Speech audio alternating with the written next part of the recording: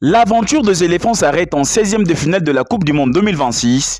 Une élimination douloureuse face à la Norvège, battue 2-1, mais surtout une sortie qui laisse énormément de regrets.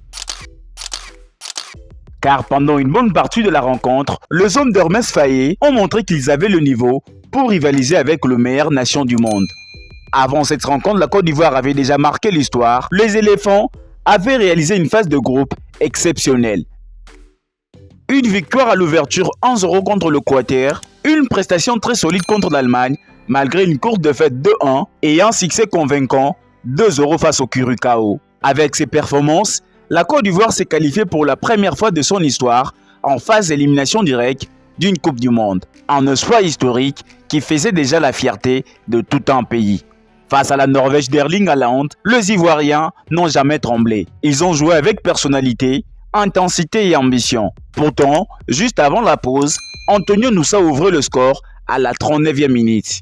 Mais les éléphants refusent d'abandonner. À la 74e minute, Amad Diallo, entré en jeu, élimine plusieurs défenseurs avant d'inscrire un magnifique but qui relance complètement le match. À ces moments-là, tout semblait possible. La Côte d'Ivoire poussait, la Norvège doutait et les éléphants semblaient même plus proches de marquer un deuxième but.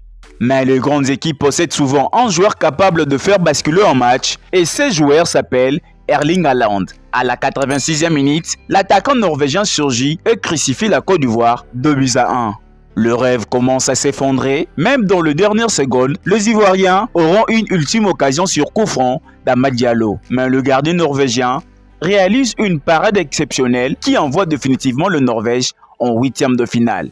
Oui, la déception est immense, oui, les regrets sont nombreux, mais cette Coupe du Monde restera historique pour le football ivoirien. Pour la première fois, les éléphants franchissent le cap de phase de groupe de la Coupe du Monde. Ils ont montré qu'ils pouvaient rivaliser avec les meilleures sélections. Ils ont fait douter la Norvège jusqu'aux dernières minutes et surtout, ils repartent avec une jeune génération plein de talent. Sous la direction de Mers Faye, cette équipe a envoyé un message au monde entier. La Côte d'Ivoire n'est plus seulement une grande nation africaine, elle est désormin une équipe capable de regarder les grandes nations du football mondial droit dans les yeux.